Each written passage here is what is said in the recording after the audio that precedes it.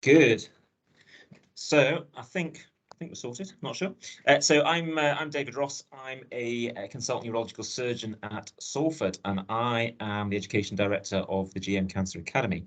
So this breakout is really for me to listen to you, but you'll listen to me first, because I want to try and understand a little bit more about what's actually being talked about, which I was hearing that everyone wants to be educated for themselves, for the development of their own careers, and to improve their patient care. But clearly, what our understanding is that the access to high quality education, the ease of you to actually engage with it is really variable, and nobody really asks the question of you, was my take home from that last little section. So if you'll indulge me, I'll maybe talk for about 5 minutes about what the GM Academy is, what we aim to do, and then the really important bit from my perspective and my team. So Molly's here and Tara is here, who two of our team from the GM Academy. We want to understand how to try and engage better with our colleagues, particularly in primary and community care. So I will share a quick slide deck just because I can't help myself. In my 300 windows I seem to have open. Okay, so I'll just ask if people want to ask things during, that's absolutely fine, but Tara or Molly will need to just nudge me to make sure that I can answer your questions, because I can't see anything other than my screen inevitably.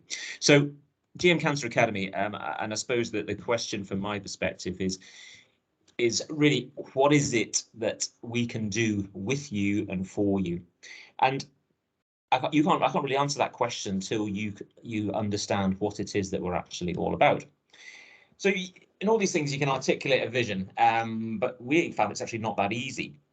What we want to do is improve the quality of care and our patient experience through education and training of the entirety of the non-medical workforce. And the reasons for that is that clearly this has been overlooked compared to medical education, medical CPD, etc., etc.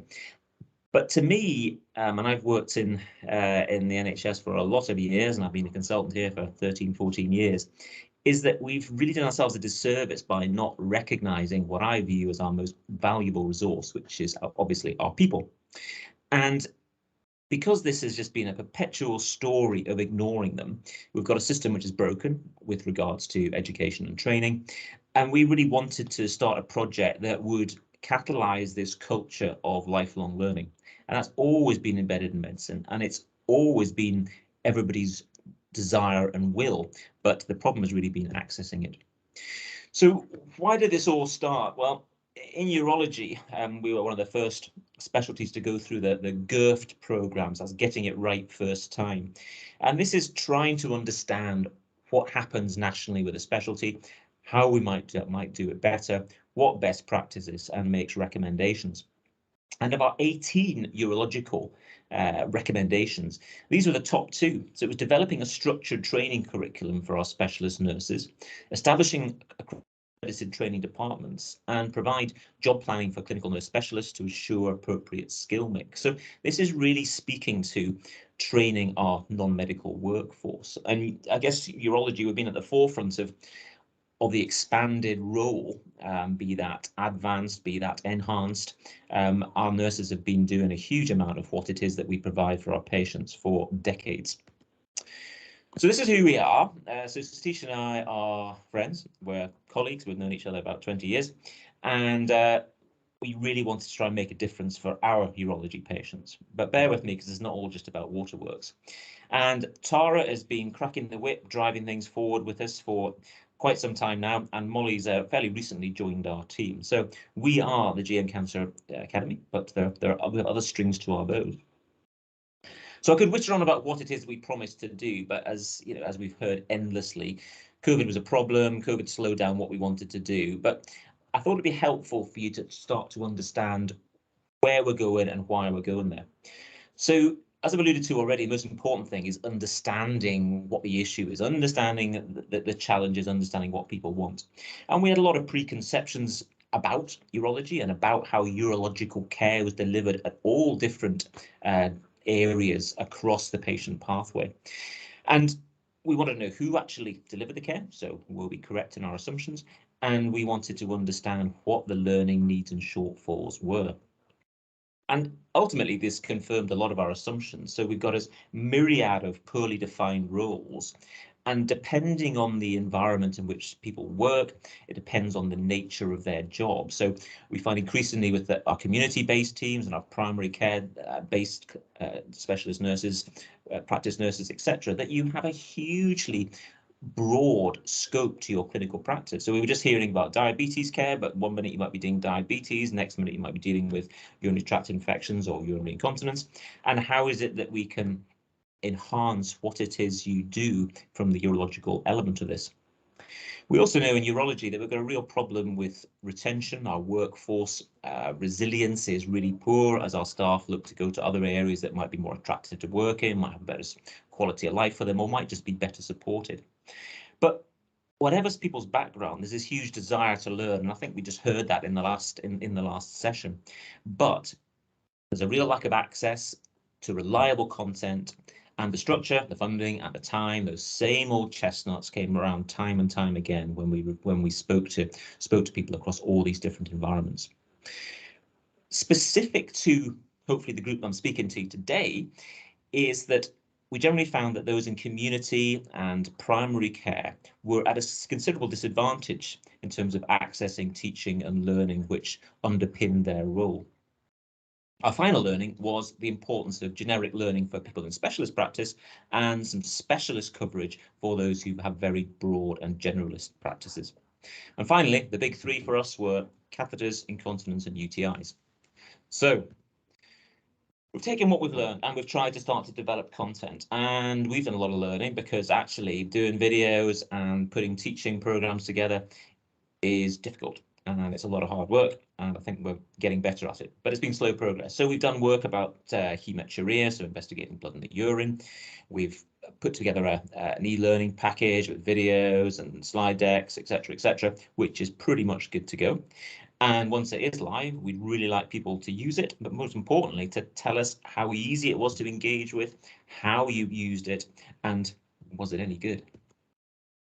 We also want to look at urinary stone disease, and we're working in partnership with the University of Manchester to start to develop content on a different platform using different techniques to try and give learners options about how it is they might want to access and interact with learning.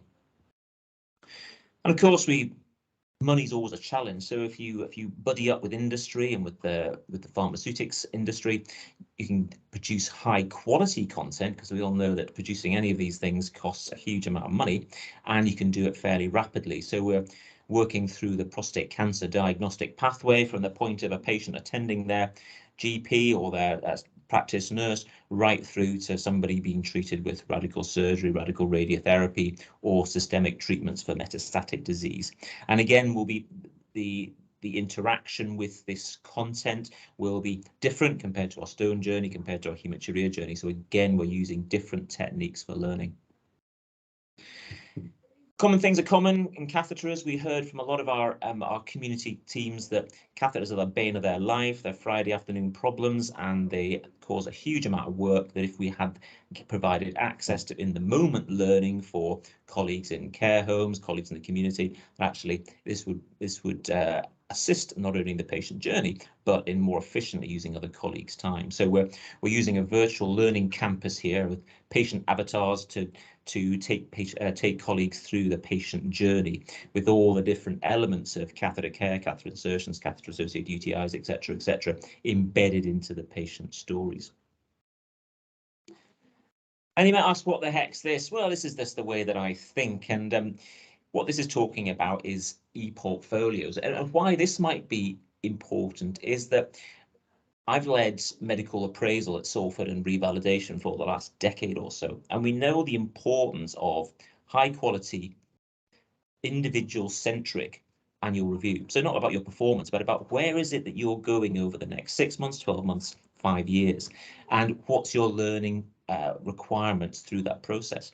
And putting all this together in the portfolio and aligning your learning needs and your learning activity to this actually is a really good way of enhancing what appraisal and annual review can do for you. So we're working with HEI Collaborative to produce an e-portfolio aligned to a training and educational framework, and that's funded work. So this will be a platform where you could house your learning and use it in your appraisal and annual review.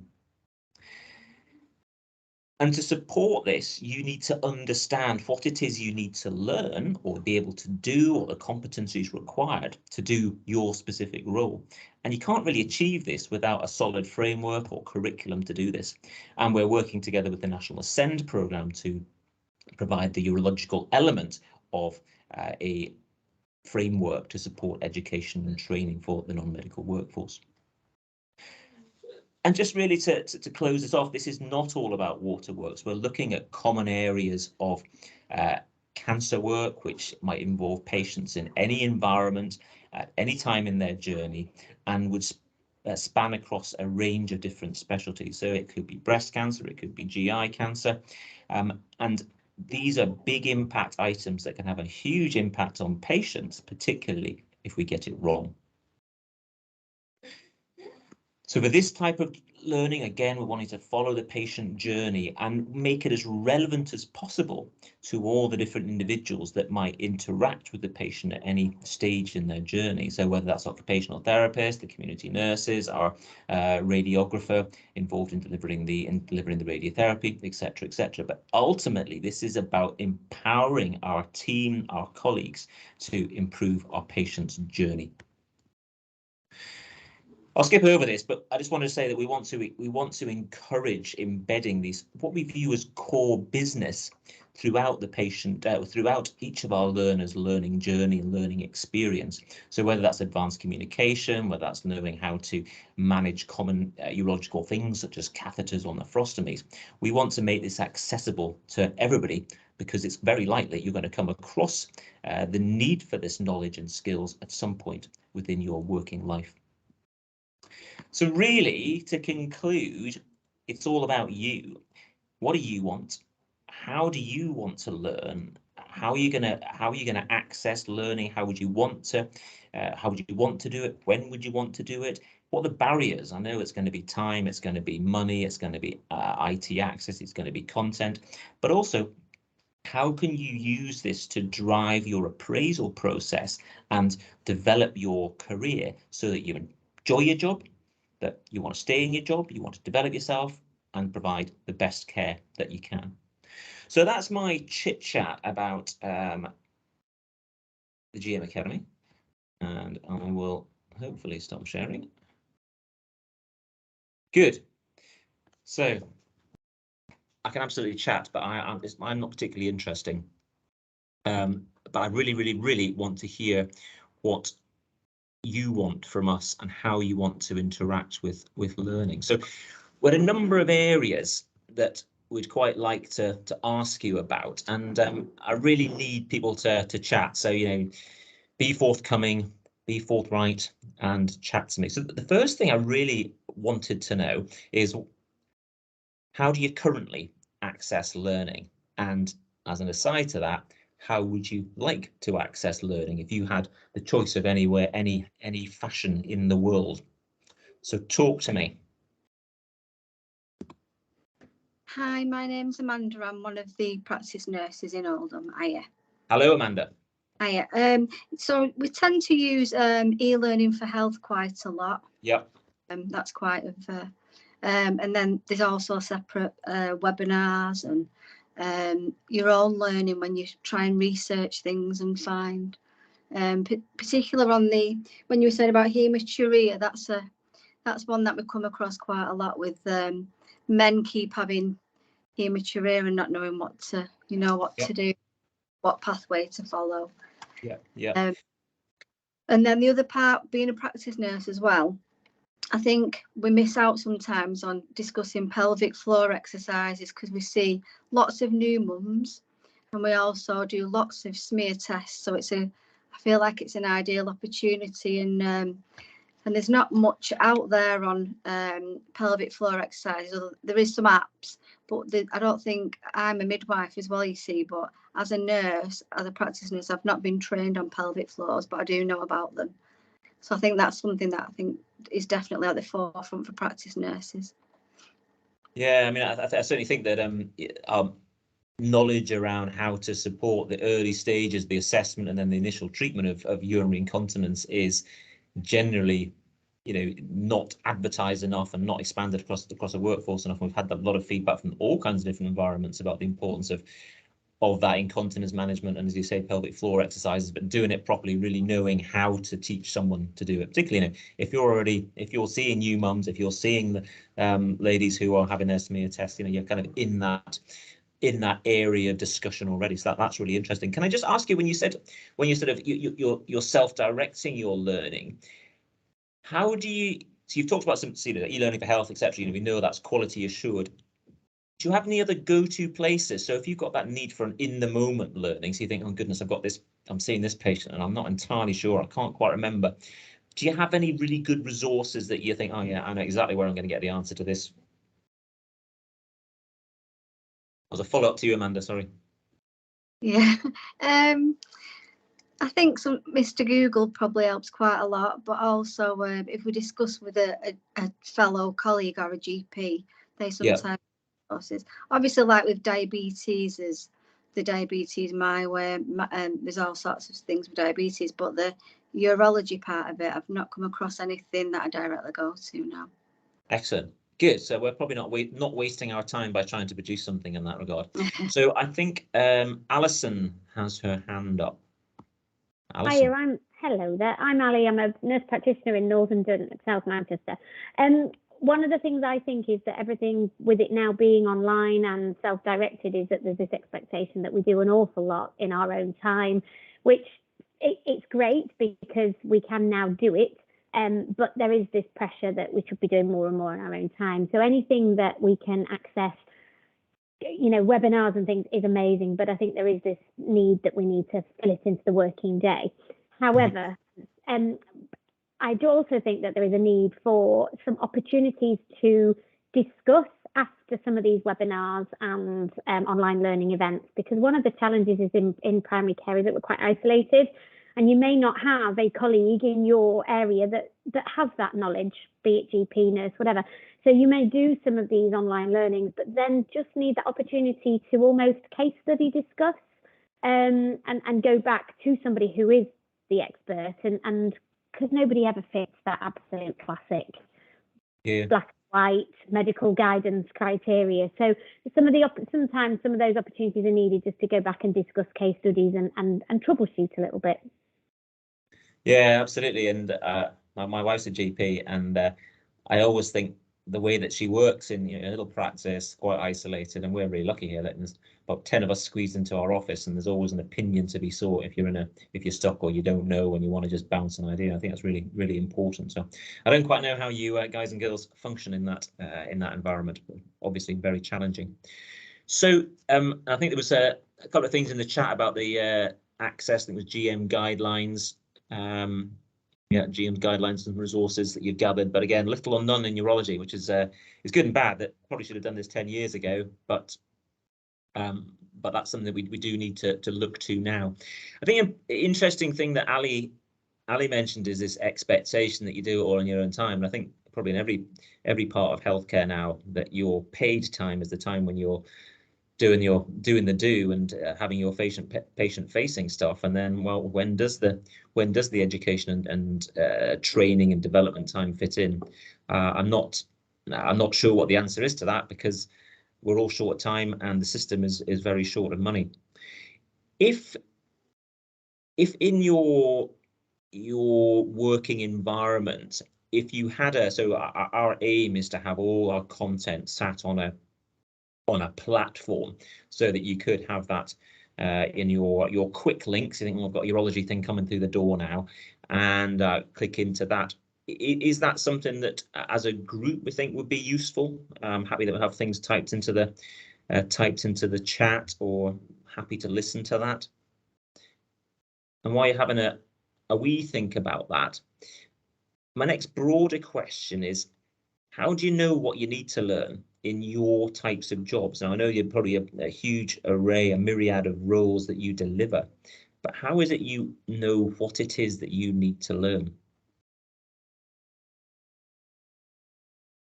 It tends to be from clinical situations. You don't really learn about it until you're cropped up and faced with it, I'm afraid. So then we'll go out and learn what we need to learn. Well, that's what I do. I go out and learn what I need to learn in order to do the job that I've got in front of me. But sometimes that means deferring the patient while I find out. Okay, well, that's not a bad thing. And what's your role, Jacqueline? I've muted myself. Bog standard practice nurse, but I've only been in practice nursing for 3 years. So steep learning curve in everything. Yeah, so you'll have a very generalist practice that you don't quite know what's coming through the door next. Is that the type of situation that you have? Yeah, everything hits me. I have a specialism in diabetes, but that's just because I have an interest in it, really. So it's been sort of handed to me. But yeah, whatever comes through the door, whatever the GP throws my way.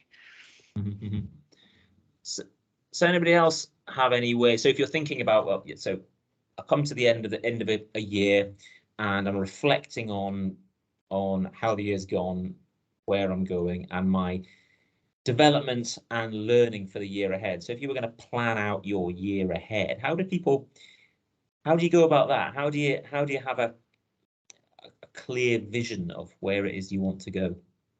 Any thoughts? You may not. I start with the stuff that I have to do, like the annual updates for all of the IMS, cervical space, and then I go where my interest is, which is diabetes at the moment. And then I'm gonna keep prodding you here then. So when you do some learning, how do you log it? Do you record it, or do you just think, right, well, I've done that, I can deal with that, I'm okay? I use the NMC forms that are there for us, the CPD log and reflective forms. Not as much as I should, but I do try and keep a rolling log on an up to date, because I was just now entering this webinar on it, so that's the only way you can keep up to date with it. Yeah. And then I have a diary with things that from webinars that I need to then go off and learn, because often you learn more what you don't know than what you do know. Yeah. Try and chip away at that as well. Yeah, absolutely. And so would people bring all their learning for a year together at the end of the year, in your appraisal or annual review? I'm not quite sure what it's called in primary care or community nursing. Should I be really honest and say I've not had an annual review for the last 2 years? But in my own head, I bring it together and see where I need to go. Yeah. This is I work on my own, so I'm sort of in charge of my own. Yeah. And as I suppose with anything, when you haven't got you do such a broad church of activity, and you haven't got any clear. There's not one thing that you're just trying to achieve. You need to be the master of everything, and that's a real challenge. That there is no sort of structure to that. It depends on your interest, it depends on your locality, and it depends on your patient catchment, I guess, and what comes through the door next. That's incredibly difficult. Well, my new colleague who came in straight from qualifying, she's had a more structured program than I got, because she went through the foundation program, which took her through everything step by step. Whereas mine was more as and when on the job, 6 weeks with the last nurse, and then off you go. So yeah. That's tricky. So other people, we've got lots of people in the room. How do you structure learning? Anyone else? How do you identify where you want to go with your learning? What your learning objectives would be for a year? Does anyone else have any other approach, or is it typically, well, this is my interest, this is what I'm seeing coming through the door?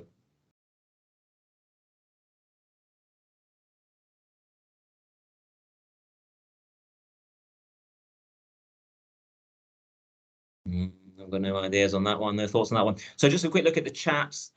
So Christine said, I tend to ensure that I'm up to date with all LTC on a yearly basis, smear updates, and then things in between. Yeah, all learning goes into your validation folder. And you do reflection forms as well. Okay, Christine looks like she's top of the class on this one. Ali jumped up. Depends on dynamic of team around you and the requirements of GP colleagues. Just lost the top of that. GP colleagues appraisal done with the GP each year. Okay, that's good. Can I just ask Ali then, with your GP appraisal, will you set out your learning goals depending on your needs and that of the service? Just so I'm sort of clear on that. Yeah, needs of the service, it depends on the size of your practice as to how many practice nurses you are, so different skill mix, so you know, different agenda for different people depending on where they are in their journey. I've also just added on the end of there are some CCG driven learning events as well that are sort of back funded, if you like, so there's a opportunity to engage in learning and then the practice is given a financial reward for doing so that sometimes drives people's education as well. And are those CCG directed events? Is that based on specific healthcare targets? So do you think there's a big drive on hypertension management, and then there'll be a whole lot of learning that goes with that? Yes. So there was quite a lot of cancer-driven stuff last year. In terms, there was a gynae one. There was then there was children's respiratory focus. So there was different targets of focus. Okay. So if we go on to urological things that you would come across in your practice. Now we heard, I can't remember who's mentioned it before, but our old friend hematuria. What would be if you can take your top three urological things that you face? So we've heard a bit about pelvic floor exercise, we've heard about hematuria, but people just give some thoughts on their top three, either in the chat or chat to me. I need people to talk to me, otherwise I feel embarrassed and I just keep wittering endlessly. So you gotta help me here. Top three waterworks things that you'd see.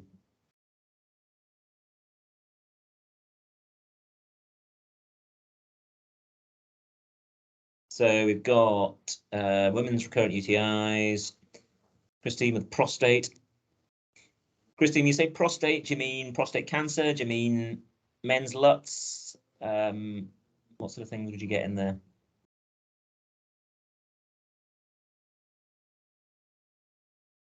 Anybody else see waterworks things?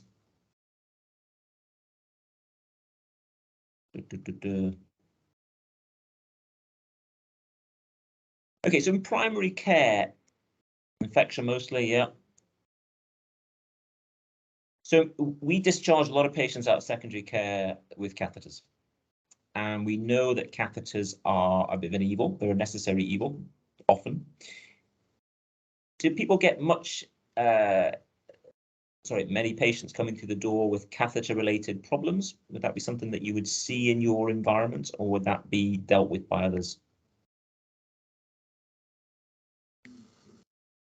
Well, not really. Occasionally they don't want to do fairly. So it's usually district nurses. Okay. Let's see, their urology nurse. Okay, well, that's good to know. Princess Road surgery. So our friends in the south of the city must be treating you well there, district nurses. Okay, so we'll take the catheter care will be more aimed at our district nurse colleagues than you. So our understanding from nosing around over the last decade or so, that the things that seem to cause the most volume in primary care for our primary care nurses, now this is only our understanding, and this is kind of just some assumptions we made on this, would definitely be urinary tract infections. So we've had that.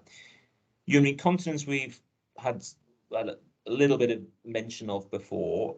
I wanted to understand that in primary care, would that be something that would often come to the practice nurses as the first port of call rather than going to the GP, or how much involvement would you typically get in the practice with dealing with female urinary incontinence? I think it would predominantly go to GPs. There's occasionally, I suppose, if you've got a younger lady that is still in the smear program, bear in mind smear program finishes for us at 65, you would, obviously that is still a problem for those ladies, but yeah, generally a little bit older, and they would generally go to the GP, but you can often catch them when they're coming in for the smear, and I think that's probably the opportunistic time where people would raise it. Okay. So Janet's brought up the old chestnut of PSA testing. Woo, we can have a whole afternoon about PSA testing. I think so. One of our pathways, one of our pieces of work is all about PSA and prostate cancer testing, because it is a very divisive subject. It is a very contextual subject, and it's a really difficult conversations to have with your patients. And I know that a lot of men will come in and see, and this is again anecdote over the Ross dinner table, that patients will come in and speak to the practice nurse or speak to the GP and say, oh, I want my PSA done. And I guarantee that most of the time you wouldn't have the time to have that full detailed conversation about the pluses and minuses of PSA testing, what its sensitivity is, what its specificity is, what are the consequences of having a raised PSA. So you can have a man who's got a tiny risk of prostate cancer, but his PSA happens to come back raised, ends up needing a biopsy of his prostate, which I can assure you is not the most pleasant way to spend your afternoon.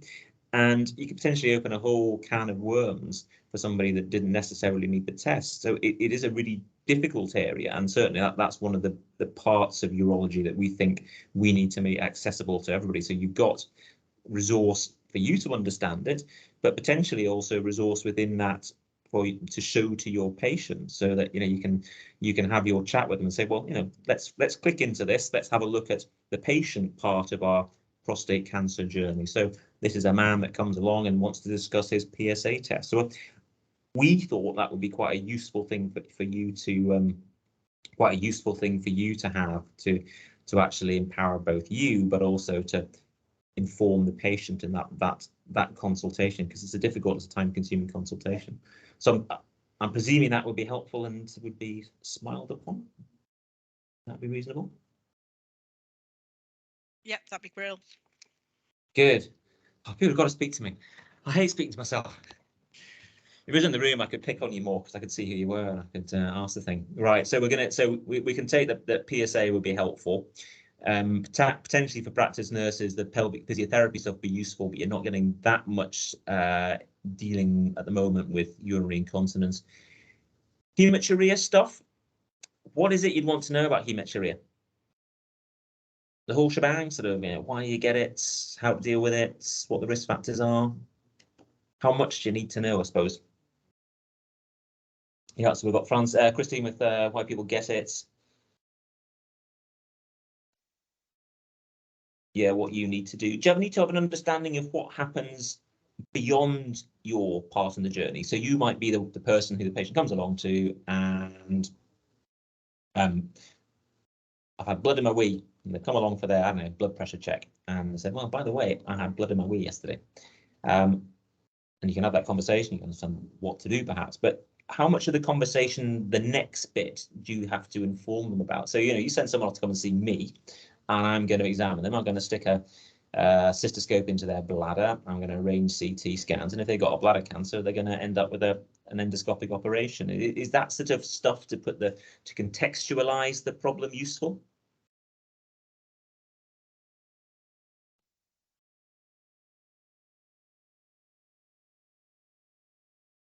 I was going to type it, but I'll speak. Yeah, definitely, because forewarned is forearmed, and at least if you can give some patients the indication of what their journey is going to be, it's kind of potentially less daunting and prepares them a little bit better. But yeah, from our perspective, I wouldn't know what that process was, so it would be great to have that knowledge. Okay, and with this, since you're talking, I'm going to pick on you. And is this the sort of thing you would want to be able to access in the moment, or was it something you say, okay, well, in the last 6 months, I've seen, I don't know, 4 or 5 patients with hematuria. I'm going to go and I'm going to spend an hour instead of looking after the children, looking at hematuria. I think the nature of the way we work now is it can be either or. So with telephone triage, a lot of things that you've spoken to on the phone that you think, right, I'm going to call them in, you just get that little bit of an opportunity to do a little bit of quick online learning in between. So equally, if you know those resources exist, you can always go away and pick at them one by one if you so wish. So I don't think one size fits all with that. I think there's potentially, if you know that a resource is there, opportunity for both. Okay, so we've got closure mark in 3 minutes. So my last one really is, what type of media would you want to interact with to learn? So I'm a great reader, I really enjoy reading, but then I need it to be reinforced by someone telling me it. Otherwise I can read a book and I can't tell you afterwards what it was about. I can tell you if I liked it or not. So what sort of learning media would you want to have? Face-to-face preferred? Yeah. Anything else? Everyone's got to have a view. Everyone's a learner. Type in the thing. Tell us things. 90 seconds left. We all do learn in different ways, don't we? But, you know, kind of face-to-face is brilliant, but webinars that you can access with, you know, sort of bullet point of what you've got, you're almost like flow diagrams. This is how this happens. It's real sort of snapshot opportunities at the end. And the things like sort of informatics useful to people to have in there. Love them. Yeah. Just so you can sort of think, oh, actually, I know where my PSA thing is. And you can flick onto your phone and it can sit there. Okay, so informatics, a mix perhaps. Yeah, I think it's good, because I think that the face-to-face stuff's difficult, isn't it? We can only do so much of that fits in with everybody. There's never a good time of day for everybody. There's never a good day of the week for everybody. And but I think you're right. I think there probably needs to be a fairly blended approach to this. Okay, so I think we're going to get kicked out of this room. I appreciate the chit chatters among you. If you do have other ideas, ways that you like to learn, how you'd like to interact, that would be great.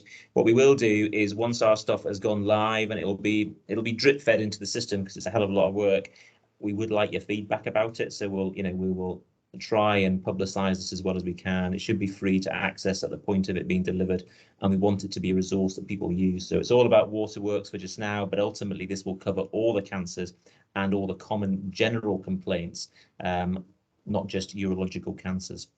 So thanks very much for your time. Appreciate it. And now we'll wait painfully to get redirected. That's a pleasure.